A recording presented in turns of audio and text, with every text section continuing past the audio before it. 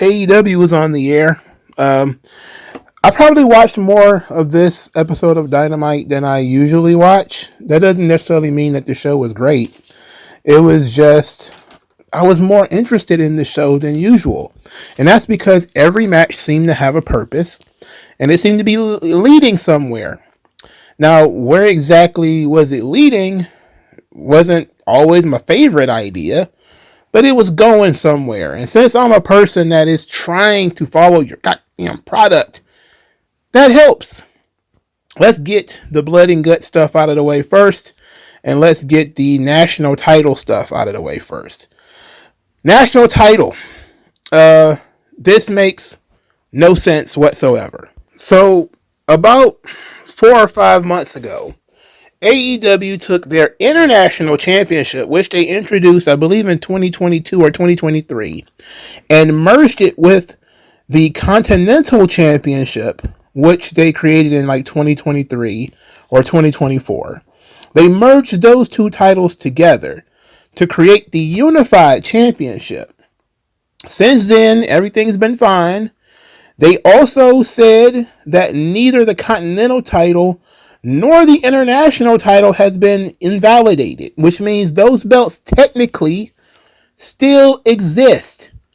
So, despite the fact that Okada is both champions, last I checked, he is both champions. Both titles are still technically active. So, what this tells you is that there's not enough championships floating around. There's probably some grumbling from the guys backstage who say, hey, you need to spread these titles around a little bit because you got Kyle Fletcher. You're trying to build a star with him, so you're not going to beat him. You got Okada. You view him as a legend. He's got 2 belts. I mean, you could have him lose one of his belts, so that belt could be back in play, but they choose not to do that. So they're protecting Kyle Fletcher. They're protecting Okada. Those 2 belts are neutralized, and the world champion is always neutralized. What else are you going to do for your inflamed roster of 150 guys? Well, instead of using the equity you have with somebody like Okada and building somebody else, you decide to just create a new championship, which is incredibly lazy. Because the thing with these titles there needs to be a hierarchy of these championships, or there needs to be a reason why these belts exist. Now, people are going to say, oh, WWE, they have too many titles. It's true, technically, but WWE is a very large promotion, and things are sectioned off. Evolve has their own championships. You can question whether they need them or not, but they do. The indie guys on the WWE ID program don't need championships. I don't know why they need them, but they have them. It's specifically for the guys who are working on the indies, specifically for people who are working in Evolve. The NXT titles are specifically for people who work in NXT. The AAA titles are specifically for people who work in AAA. The Raw, SmackDown championships go accordingly. Now, there can obviously be some cross-pollination, as we see with guys winning AAA belts and guys from Raw and SmackDown wrestling in AAA, etc. That makes it seem like there's a whole lot of championships, but really this thing is sectioned off so that it's compartmentalized and there's not that many championships on one show. NXT probably has too many belts because they introduced the speed belts there because they didn't want to get rid of the speed titles. And the speed titles are unique. They have time limits, unlike other championships in WWE. It's like having the mixed tag team titles, which are unique to WWE. Because nowhere else do you have a men's and women's champion on the same team. What AEW is introducing is a 5th singles championship for the men alone. Okay? Why do the men need 5 singles championships to share on 2 shows? If you was to take 2 of those belts and move them to Collision and say these are Collision exclusive belts, you still don't need the other 3. Your world champion needs to go back and forth. Your TNT champion needs to be on the TNT show, which is Collision. Your international champion can be on Dynamite. Your continental champion, I don't know, make up your mind. But you really don't need that continental belt either, if we're being honest. But if you want to have it where there's a brand split, even a hard brand split, I don't think AEW could do it. But that would be the way in which it would make sense to have multiple championships, multiple singles championships. But having 5 active singles championships in one promote, that's too much. That's way too much. All right. If WWE was to drop the brand split, they would have way too many titles. But they are operating, well, matter of fact, now that I think about it, because I hadn't really thought about this before, there's a whole hell of a lot of belts floating around in NXT because they got the TNA belts floating around there and the AAA belts are floating around there. There's way too many belts in NXT. So I will say that. There's way too many belts floating around in NXT. And I didn't even count the Ring of Honor belts that are floating around in AEW either. Nor all the belts Mercedes is running around with. There's too many fucking titles. I have reached that point. I have hit nirvana. There's too many fucking belts in wrestling. How about that? There's too many people walking around with belts. It's getting like boxing, where there's red belts and green belts, and nobody knows what these belts mean. None of it matters.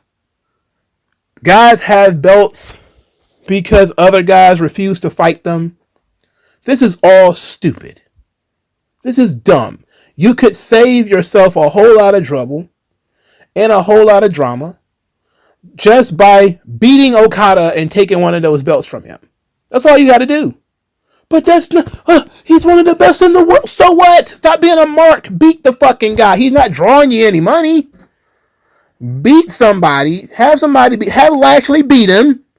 If he can't do a job to Bobby Lashley, get him the fuck out of here. Lashley's going to win the national title anyway. At least he should. Or Ricochet, if that's what you want. Have him beat fucking Okada and call it a day. Call it a fucking day. Oh no, you can't do that because Okada's feuding with Takeshita. And you can't beat Takeshita because he's world champion in fucking Japan. So you can't beat him. Do you see the situation that they put themselves in? Why would you book this? You booked yourself into a corner where your only option is to create another title. Because you don't have enough titles to go around. Because you got plenty of fucking belts, but you got so many of them on guys you don't want to beat that there's not enough floating around. People don't have nothing to do and they don't have nothing to fight for. Heavens to Betsy, you pick and create a personal feud. Oh no, we can't do that. So we gotta create more titles, more championships. Shit. This is ridiculous. More belts do not fix the problem. All right. The problem is your booking. The problem is that you're booking like a mark. Okada having 2 championships, neither one of them that he needs. Taking one of those belts from him should be easy. If you don't want to beat him, triple threat match. Simple. Get the belt off of him. Oh, we can't beat Takeshita because he's a champion in IWGP, blah, blah, blah. Then he don't get to, then you do something else with him. You don't put him in this situation. But you don't create a new title every time you get a guy who don't want to do a fucking job. And funny, we hear all this stuff, how Rusev and Malachi Black don't want to do no jobs. Meanwhile, Okada lost to one fucking person in the 2-3 years he been there. Oh, but it's okay when it's him. This is stupid. The whole reason they're doing this is because they're scared as fuck to beat Okada. Which they shouldn't. He's on the downslide of his career. Who cares whether he has a title or not? But the only reason why you wouldn't beat him is because you don't think he's worth shit if he's not a champion. Which means he's not over. If a guy needs a title to be over, he's not over. It's that simple. Titles are just props. You use them if you need them. Okada can't speak English, so him being a champion makes sense. But what happens when you take the belt from him? What are you going to do then? Nothing. This is a problem with your booking. I don't know. Maybe I'm just frustrated about this whole thing. There's a NWA wrestler. He's pretty frustrated about this whole thing too. His name is Brian Idol. So he was upset earlier this week because Vince Russo let it slip that he was going to go work for NWA, only to swerve everybody and went to go work for Juggalo Championship Wrestling, which it's sidebar. Juggalo Championship Wrestling is going to be holding a free television taping literally around the corner from my house. I'm going to that motherfucker. Please believe it. I'm going to be in the building for that shit. Oh boy. Bad wrestling in person for free? Oh, on a Saturday night, and I'm probably not going to be doing anything else? Oh, hell yeah. Hell yeah. For free, I'll go around the corner. If it's snowing or something, then maybe not. But as it sits right now, I'm there. I'm taking pictures. I'm taking notes. It's going to be funny. It's going to be funny, man. I might try to convince somebody to go with me. Otherwise, it's going to be one of these MongoSlade solo missions. All right, back on track. He was mad about Vince Russo using the NWA to promote his JCW stuff. Now he's mad that Tony Khan is using NWA to promote his national title. So Brian Idol says this on social media. Tony, this is beneath you. Stick to what made you famous. Small, weird hands in the pocket wrestlers and other local VFW guys that you put in main events. Stop being petty, bro. Small, weird hands in the pocket wrestlers and local VFW guys that you put in main events. Insane. He continues by saying, the smart marks say, the NWA sucks. No one is watching.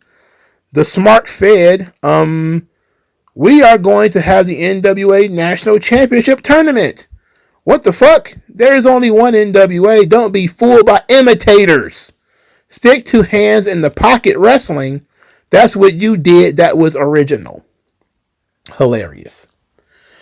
Also, the guy he pictured here with the national title, I believe it's Mike Mondo. And I was just watching, the last time I watched NWA, Mike Mondo was not the national champion. It was a black guy. And I believe Pope was about to wrestle that guy. So I don't know if this was a spoiler or if this happened in the past and I missed it. I don't know. It doesn't matter. Ultimately, the NWA guy, I think he's a TV champion or something in NWA. Yeah, he's a television champion, is Brian Idol. He's pretty salty about this whole thing. Weird, small hands in the pocket guy.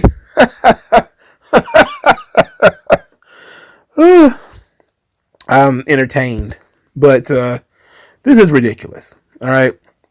This is absurd. We don't need a national championship. What you need is to book Okada like it's 2025 Okada and have him do a job to somebody. If you can't figure it out, do a fatal 4-way and have him lose the match that way. If you can't figure that out and you just like the look of him in a suit with a belt, you're just a mark. All right? But if the problem is there's guys backstage complaining that the belts need to be spread around, and this happens, you don't create a new belt because then you just create the same problem. You're going to put the belt on somebody like Bobby Lashley, you're not going to beat, at least not regularly, and you're not going to want to beat him. And now everybody that you don't want to beat is a champion But there's no hierarchy to the titles, and none of this shit's gonna matter. You're just gonna be in the same situation again, and that's it's gonna be the AEW mid television champion, the AEW light heavyweight world champion, the AEW trans world champion, or some dumb shit like that. Who the spread your belts around? That's all you got to do. Okada doesn't need it. Give it to somebody who does. Kyle Fletcher, you're actually trying to do something with him, so you're not going to beat him. Takeshita, that's not even your belt. All right, so you can't, take that belt from him. I'm not understanding the issue here. Just book your show in a way that makes sense. Does that make sense? Now, let's move on to the blood and gut stuff, because I spoke about that national title thing for way too long. So, they're going to do blood and guts, which is on television, which I'm not surprised about because that's the way they've been doing it ever since they started doing blood and guts. But apparently they're doing a women's blood and guts match now, which I am surprised about because I don't think that women need a blood and guts match. But whatever. Now, the women's blood and guts is 6-on-6. The men is 5-on-5. There was no explanation of why the women's match is 6 and the men is 5. And also, outside of one situation, which is, literally people feuding, everybody else seems to just be, we got to throw all the women that we feature on TV into this match. So one team is Julia Hart, Sky Blue, Tekla. That's the Sisters of Sin, or is that what they call themselves? The Triangle of Madness. They have actually been feuding with 2 or 3 other wrestlers. So it would make sense for them to be in there. Where things go off the rails is their partners. Marina Shafir, who's been feuding with nobody. Megan Bain, who I guess she's been in a feud. I don't know. Marina Shafir is a fill-in, so I'm not surprised there. They're a tag team in the tournament, so I guess that's why they did this. And then you have Mercedes Moné. Okay? Now, why is Mercedes in here? What purpose does she serve that she has to be in a blood and guts match? She really doesn't team with any of these people. She has no relationship with any of these people. She's never even been on the screen with most of these people. Why is she here? Well, she's here because they put Chris Statlander on the other side. Why is Statlander in this match? Now, Statlander's partners are Harley, Cameron, and Willow, who Mercedes just wrestled on this episode of Dynamite. And she has history with Harley and Willow. But not recent history where, I guess you kind of do have recent history because they were involved with her being covered in cake last week. Then you have Jamie Hayter. She's been feuding with Tekla and Julia Hart and Sky Blue. Queen Aminata is her partner, but Queen Aminata is apparently hurt. So she's been replaced by Mina Shirikawa, who was the partner of Toni Storm, who was in this thing. But why is Toni Storm in this thing? It don't matter. So, it doesn't matter. Look, I don't have a problem with women having their own blood and guts match. I'm beyond the point of complaining about women getting stuff. It's old hat for me, I think that the conversation is the first time they do it is when you're like, no, don't do it. But after they started doing it and making it a regular thing, I don't understand what the complaint is. We know that they're going to do it for the girls. My thing is, give the girls their own time. I've been saying this for WWE for a while, especially since I think they're going to end up doing this anyway, and that is making like something like Royal Rumble 2 days. Move the women's match to a different day. All right, move this blood and guts match, move it to Collision. How about that? Give people a reason to watch Collision. I might actually watch this match if it's on Collision. Because I might be more interested in it if it's the only blood and guts match on the show. When you have two of them, they're competing against each other in a sense, and you see not only how similar the matches are, but things that happen in whatever the first match is going to be, which probably is going to be the men's match, is going to have an impact on the second match. Okay? And when WWE started doing this men's, women's war games, and they started doing men's, women's Royal Rumbles and doing them both on the same night, it affected the quality of both matches. All right? Up till recently, there wasn't an option to stretch something to a second day. But now WWE is considering expanding the Big Four into 2 days apiece. They're eventually going to get to Royal Rumble being 2 days, and that's going to solve the Royal Rumble problem. All right? Because at the very least, there's going to be one Royal Rumble match per day. Now, when it comes to this blood and guts thing, the women's match is probably going to be the main focus because Mercedes and Tony is in it. But the longer story, the more meaningful story is in the men's match. Now, the men's 5-on-5 match is basically the conglomeration plus Darby Allin versus the Death Riders. So it's Orange Cassidy, Roderick Strong, Kyle O'Reilly, Mark Briscoe versus Wheeler Yuta, Pac, Daniel Garcia, Claudio Castagnoli, and Jon Moxley. Jon Moxley is an interesting character. So they did advantage battle matches for the show. Your team has to win 2 of the 3 battle matches in order to get the team advantage. Now, this is what made Dynamite somewhat interesting because the guys are fighting for something. Okay? Claudio defeated Orange Cassidy. The match was what it was. Weird hands in the pockets guy. Still wrestling with his hands in his pockets. Claudio, I constantly forget that he even works there. It's almost like this guy never worked in WWE and that he's only worked on the indies. But he won the match with a pop-up uppercut, which was fine. The next one was Darby Allin, who defeated Daniel Garcia. He defeated him with the sharpshooter, aka the Scorpion Deathlock. This match was actually pretty solid. Daniel Garcia got to show some stuff here. It sucked to a point. Daniel Garcia hit a superplex, and he went for a float over, only for Darby to counter it into a Scorpion Death Drop. I don't know why he's doing Sting's moves. I know why he's doing Sting's moves. I wish he wouldn't do Sting's moves. Let's put it like that. Also, people burying the superplex. Man, I remember being so impressed by the superplex as a kid, but it's worse than the DDT now. Everything that was a finisher when I was a kid is now a transitional move. A superplex where you take your human body and fall off the top rope is now a transitional move.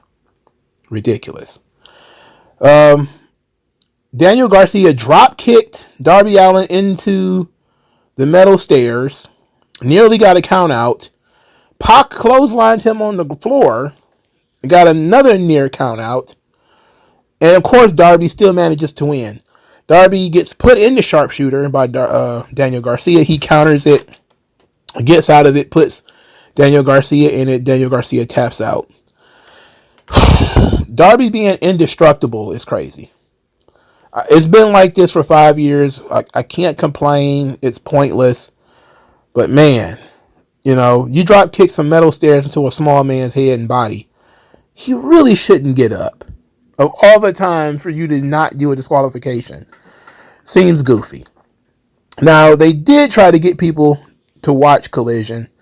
Because they said, well, Jon Moxley versus Roderick Strong is going to be the final advantage match. And it's going to be on Collision.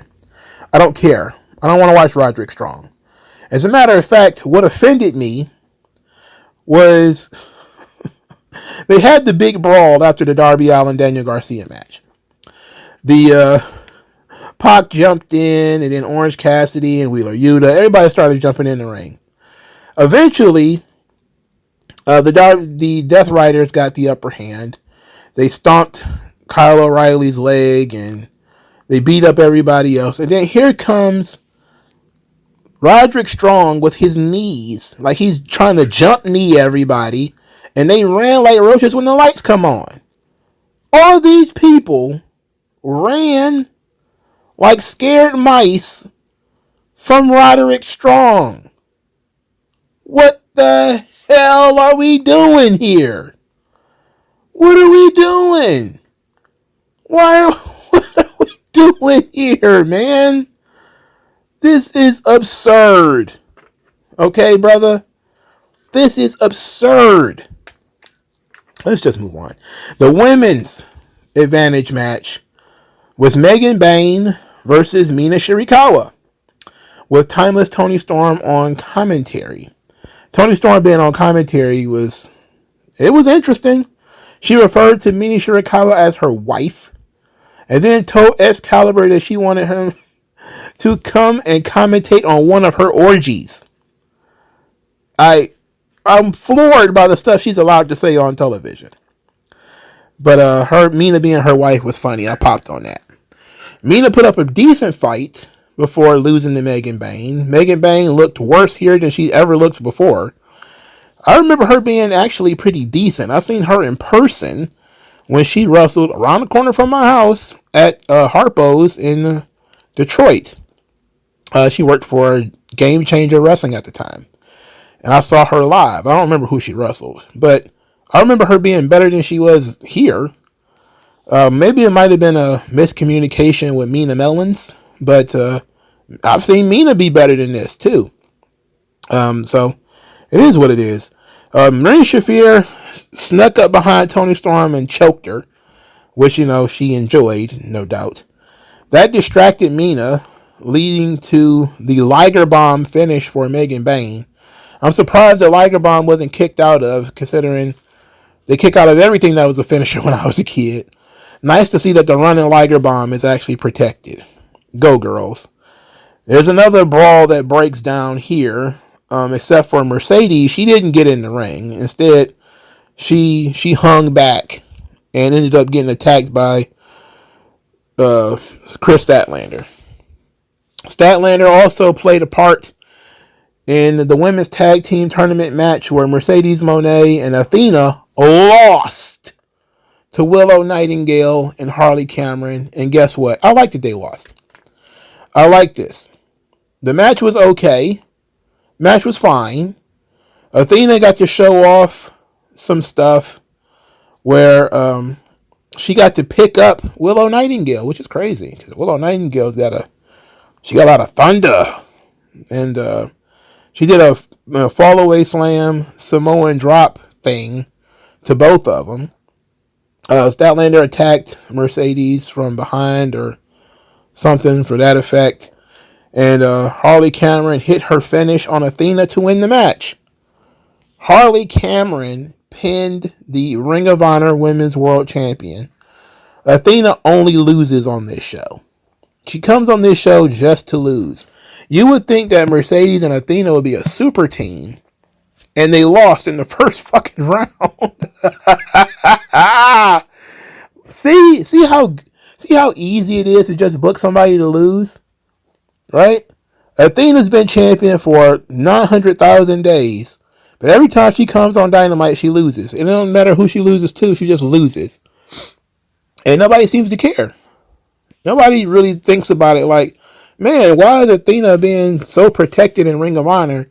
And then she comes up to main roster Dynamite and get her shit kicked in. Nobody cares. But I like the Willow Harley Cameron tag team, so I'm okay with this. Statlander is constantly attacking Mercedes from behind, trying to force this feud. It's basically like her yelling, "Pay attention to me! Pay attention to me!" Because Mercedes is constantly trying to do other things and involved in other things. And Statlander is just showing up, getting in her face. This is all very exhausting. Now let's get to the beginning of the show finally. Samoa Joe wanted to attack Tony Schiavone because he thought Tony Schiavone was involved with him getting hit in the head with a beer bottle last week. Schiavone didn't say he wasn't. Nobody did. But the hang person, jumped in the ring and Samoa Joe left the ring. He basically dared Samoa Joe to get in the ring. Hobbs and Shibata show up. They encircle the ring. And then here comes Eddie Kingston and Hook. A weird combination of people we got in this ring. Hook grabs the mic and makes a challenge for the Trios Championships tonight. Who is he to make any challenges? And he didn't ask anybody that was in the ring whether they want to be partners with him or nothing. Samoa Joe was slobbering and yelling and agreed to this. And of course the Ops defeated the hang person, Hook, and Eddie Kingston when Hook submitted to Powerhouse Hobbs' torture rack. Hook gets another main event match just to lose again. They're forcing him into the main event scene. He does not belong there. It doesn't matter. I checked out of this match mentally, not only because Eddie Kingston is in it, so there's no reason for me to pay attention. Also, there's no reason for me to pay attention in it because Hook is in it. But you also have the opening 2 minutes of the match, which featured the hang person throwing rapid fire 45, 50, 60, 70 forearm shivers to Katsuyori Shibata. I mean, he hit him so many times in the head with his forearm. It was, you have to count it in slow motion to get anywhere near an accurate number. There's no way a referee in any sport of combat will allow a person, especially a person whose brain has been taken out of his head and put back in, to take that much head damage and they wouldn't step in. Okay? I was like this, we're 2 minutes into the match at this point. Alright? 2 minutes! And he's nailing this guy with like a flurry of forearm shivers. Unresponsive forearm shivers. He's got his arms down at his side. He's just jerking his head back and forth from the forearm shivers. And then I'm like, God damn, is he dead? Ref, is somebody going to step in and see if this guy's alive? The only sign of life is that he was still on his feet. And then, of course, he's up running around 30 seconds later. I was like, yeah, I'm done with this. I don't give a fuck about this. The only time I started paying attention again is when Hobbs started doing stuff. When Hobbs caught a guy and slammed him on the ring apron, I was like, oh yeah. And then he used to be the hang person. He takes that guy up the ramp. He pounces him up the ramp. I'm like, oh yeah. Then he picked him up, did the world's strongest slam off the ramp, through a table. I was like, hell yeah. Hell yeah. And as soon as he crashed through that table, I'm like, they're about to beat him, ain't they? They're about to fuck this up, ain't they? And as soon as Hobbs got the win and made Hook submit, they announced that Hangman Adam Page is going to wrestle Powerhouse Hobbs next week. I say, God damn. They just teasing them. They teasing my dude, man. You give him just a little bit of sunlight before you throw the shadows on top of him. Damn. He looked like a badass for the first time in forever, just so that he can get beat next week. This is ridiculous. And then to make sure to shove it up your ass right and proper, it's a no disqualification match. So there's no way of, maybe to get a disqualification or a count out of this. Nah, he's going to get pinned. Gosh, boy, man. And this is what frustrates me about the protective bubble around people like Okada.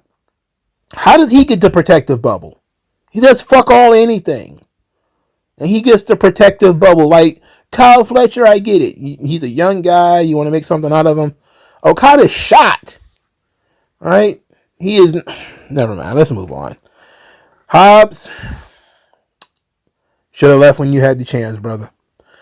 You should have got the fuck on up out of there when you had the chance. Jesus Christ. They did a backstage segment, where Mark Briscoe agreed that if he lost to Kyle Fletcher at Full Gear, then he would join the Don Callis family and leave the conglomeration. This was the idea of Don Callis, who decided this is the only way he would accept a Mark Briscoe challenge, and Mark Briscoe accepted it. I like the terms. You know, Mark Briscoe being forced to work in the Don Callis family is fun. The only other option you have is even more fun, which is that Mark Briscoe wins the title, even if for a short amount of time, and Fletcher then wins it back, which they should have done by now. You know, they could have fixed this problem by having Mark Briscoe win the belt and Kyle Fletcher quickly win it back. But this is just as good because it raises the stakes, so I'm fine with this. Speaking of Don Callis, he was all over this show. They're booking a $1 million trios match. These numbers are just arbitrary, right? What makes this match different from the $500,000 All-Star match? What's the difference? It's another party match, bro. Ridiculous. The Young Bucks are going to team up with Josh Alexander to wrestle Kenny Omega and two other guys. I don't know who they are. I don't remember. I didn't write it down. I'm not about to look. I don't care. The storyline here is that Don Callis is willing to use his vast wealth to get the Young Bucks to join the Don Callis family. He also dangled their relationship with Okada over their heads. Don Callis is obviously the devil, and the young, virginal Young Bucks don't want to do a deal with the devil. You don't want to do a deal with the devil. You work for the devil. Ain't nothing but trouble ahead. The snake, the rat, the cat, the dog. How you gonna see it when you're living in the fog? Let's move on. The next segment, I guess, is the final segment. FTR Ebony, FTR Ivory, all of these guys are in a segment where somehow Black FTR Bald locked Bro Dito in a locker room. We don't know how, he just managed to do it. White FTR Bald is in the ring, and he is cutting down Bandito's grandma, who is at ringside. He's making old jokes. He's talking about how he should adopt her and make her his abuela. And Gravity is there. I forgot Gravity was Bandito's brother. He's there wearing a mask. He looks ridiculous because he's wearing a mask in the crowd. He looks ridiculous. Anyway, they snatch him up. They're going to beat him up. It cuts backstage, and Brody King's gigantic arm bursts through the door. I actually liked that spot when he burst through the door. That was pretty sweet. Scared off, FTR Bald and Black chased him to the ring. And then Bro Dito shows up just in time to save Gravity. So there's that. I had to listen to that mustachioed idiot talk for who knows how long. Try to be funny. I don't understand why they dress like they're going to Target. That's the thing about FTR that really blows my mind. They've been in this business for a long time. They've hung out with MJF. They've hung out with Randy Orton. You think these guys will learn how to fucking dress? They still show up like they're barbecuing in their backyard right before a college football game. What is wrong with these people? In any event, man, this is the storyline going into the match. They found out that Bandito's grandma finally came to see him wrestle. So they're like, oh, we can use that. we can use that. Poor abuela, she doesn't speak English, so we're just gonna have her get cut off, and the mustachioed idiot is gonna keep talking. That bumpkin. All right. That's Dynamite in a nutshell right there, brothers and sisters. I actually watched quite a fair bit of Claudio and Orange Cassidy. I watched a pretty good bit of Darby Allin versus Daniel Garcia. I watched enough of the women's tag team match. I watched a little bit of probably more than I should have, of Mina and Megan Bain. And I didn't watch much of that main event, I'm not going to lie. So I watched more of this Dynamite. And by watched, I don't mean that I don't usually watch the show. I just mean that in terms of undivided attention. Okay? That's what I mean. I almost always read when I'm watching these shows. So that's that. Also, update. Apparently Mike Mondo won the NWA National Championship yesterday. Apparently it aired just yesterday and I hadn't seen it yet. I occasionally watch NWA. I don't follow it like 100%, so I don't know how we got there. It doesn't matter anyway. But it aired yesterday. Spoilers for people who watch NWA. I'm so sorry. But Brian Idol and Mike Mondo are still on Twitter acting a fool, by the by. Just in case you want to know what they've been up to. Mike Mondo tweeted out, "Let me be clear. There is only one NWA, and there is only one prestigious national championship that holds legit lineage and has for decades. So to Tony Khan or anyone else confused, here is the legit title with the company it belongs to and the legit national champion. My name is Mike Mondo." He is Mikey from the Spirit Squad. And he is massive, by the by. Absolute unit. He's taken all the roids. I think he's eaten Brock Lesnar's scraps of roids. Whatever Brock Lesnar leaves on the plate when it comes to roids, Mike Mondo is licking the plate. Alright? It is absolutely absurd. It is absurd, brother. I'm laughing because the AEW fans are so mad at these guys for daring to talk about how Tony Khan is ripping them off. How dare these guys complain that Tony Khan is trying to rip them off? I don't know, man. It's okay. It's all right. It's not that big a deal. I promise everybody involved. You're going to live. There's just too many championships spread around too many companies. It's too much. Like, share, subscribe. Thank everybody for your time. Hopefully you guys are blessed. Talk to you later.